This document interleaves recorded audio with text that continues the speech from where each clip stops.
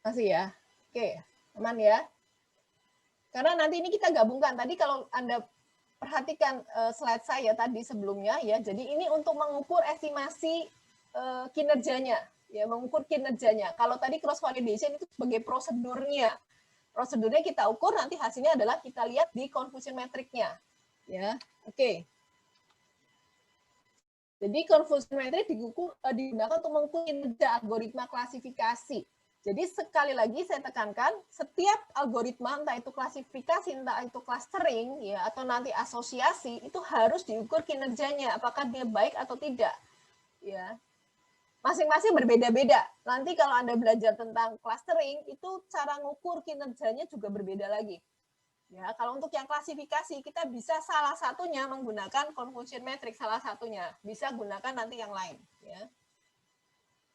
Jadi saya tekankan ini salah satu saja ya. Jadi intinya sebetulnya adalah pada dasarnya ya confusion metric itu membandingkan hasil klasifikasi yang dilakukan oleh sistem dengan hasil klasifikasi yang sesungguhnya, itu aja. Jadi ngukur kinerja itu hanya membandingkan aslinya seperti apa, ya, algoritma Anda mengeluarkan apa. Itu saja sebetulnya. Mau pakai apapun kembalinya ke situ. Ya. Ini ya. Jadi ditekankan membandingkan ya hasil klasifikasi yang ada di sesungguhnya dibandingkan dengan yang dikeluarkan sistem, atau yang dibandingkan Anda mungkin gampangnya yang dikeluarkan oleh algoritma. Udah itu aja. Yang bagus hasil yang dikeluarkan sistem itu sama dengan kondisi seharusnya. Ya, hasil klasifikasi seharusnya. Ya, jadi kalau misalnya Anda mengklasifikasikan misalnya singkong misalnya, daun singkong gitu ya. Anda kan sudah data tuh secara manual Anda data, oh ini ukurannya sekian, bentuknya sekian, itu kelasnya adalah singkong. Nah, sistemnya bilang apa? Ternyata singkong, ternyata pepaya misalnya, daun pepaya. Nah, ini yang kita bandingkan. Udah itu aja. Kalau ketemu singkong dengan singkong ya berarti akurasinya tinggi. Udah bisa kita terima. Tapi kalau dia singkong, Anda sistemnya mengeluarkan pepaya, berarti nggak cocok. Pasti ada sesuatu, ada apa lagi yang bisa kita tingkatkan supaya nanti hasilnya bisa mendekati 100% misalnya. Ya, itu saja sebetulnya. Nah, pengukuran kinerjanya dengan true positif, negatif, false positif, false negatif. Ya, ini keterangannya. True positif adalah jumlah data positif yang terklasifikasi dengan benar oleh sistem. True negatif adalah jumlah data negatif yang terklasifikasi dengan benar oleh sistem. Ya, ini artinya kalau dia sama-sama sesuai ya, antara sama-sama salah, sama-sama benar gitu ya. Jadi ini kita sebutnya true positif, true negatif. Kemudian yang kedua adalah false negatif, ya, jumlah data negatif namun terklasifikasi salah oleh sistem. Kalau false positif, ya, jumlah data positif namun terklasifikasi salah oleh sistem. Ya, ini kinerjanya diukur seperti itu. Nah, ini kemudian ini adalah ya ini kelas positif, terklasifikasi positif, true positif. Kalau terklasifikasinya negatif, false negatif, ya ininya positif. Kalau dia negatif, terklasifikasi positif berarti false positif. Kalau dia negatif, true negatif.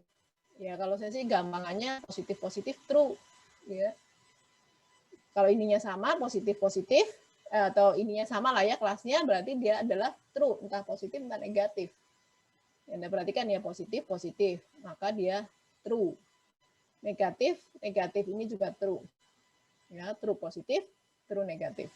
Nah, ini cara menghitung akurasinya. Ya, bisa Anda perhatikan di sini TP plus TN, ya ini yang ininya benar, ya dijumlahkan dibagi dengan totalnya. Itu yang akurasi yang selalu kita gunakan. Kemudian presisi, ya presisi berarti sesuai dengan kedekatannya gitu ya, presisi, lebih presisi. TP true positif dibagi dengan TP plus TN, true positif dibagi dengan TP per TN. Kalau recall itu TP dibagi dengan FP plus TP. Ya. Oke, itu rumusannya. Ya. Ini pengertiannya, precision adalah tingkat ketepatan antara informasi yang diminta oleh pengguna dengan jawaban yang diberikan oleh sistem. Kemudian kalau recall itu tingkat keberhasilan sistem dalam menemukan kembali informasi, ya. Recall namanya ya, kembali akurasi tingkat kedekatan antara nilai prediksi dengan nilai aktual. Ya. 3 ini biasanya. Ini contohnya, ya nanti bisa Anda perhatikan contohnya ini tentang ikan salmon yang kemarin itu ya. Jadi menguji 100 ikan salmon dan 900 ikan lainnya. Hasilnya mesin memisahkan 110 dideteksi dengan ikan salmon. Padahal yang kita masukkan adalah 100 ya, tapi bisa dideteksi 110 ya. Nah, dilakukan pengecekan oleh manusia, ternyata yang 110 ini 90 ekor ikan salmon, 20 lainnya bukan ikan salmon. Ya. Ini hasilnya, kemudian dihitung presisinya, akurasi, dan juga recall-nya. Nanti bisa Anda perhatikan, ya ini tabelnya. Tabel nilai sesungguhnya, tadi 90, benar prediksinya 90, kemudian false true-nya ini 10, kemudian true false-nya 20, false-nya 880 ya, karena jumlah dari ikannya itu kan tadi jumlahnya 1000 ya. Ini 9, jadi totalnya harus 1000 ya. Ini 900, ini 9 ya 900, ini 100, jadi totalnya 1000. Ya, ini akurasi, presisi, dan recall-nya. Ya, ini contoh yang enggak ya. Jadi confusion metric itu dilakukan setelah hasil klasifikasi itu terjadi. Jadi kalau ini status sebenarnya, data testing Anda ya, ini data sebenarnya seperti apa, kemudian ini prediksinya seperti apa. Kemudian dibantulah yang kita kerjakan dengan confusion metric. Ya, ini misalnya ini tidak DO, tidak DO, tidak DO. Ya, mungkin ini true positif ya. True positif. Kalau sama-sama DO, ini true negatif. Ya, ini kalau sudah bisa lihat ya, ini akurasinya ini tetap tepat kan ya. 4, ininya 3, 7 per 10. Ya. 1, 2, 3, 4, 5, 6, 7. Ya, oke. Seperti itu. Nanti dihitung ya. Ini sudah saya buatkan mana mahasiswa yang TP-nya berapa, TN-nya berapa, ya. FP-nya berapa, FN-nya berapa. Kemudian kita hitung nilai akurasinya, tadi akurasi 70%, karena yang sama adalah 7 orang di antara 10.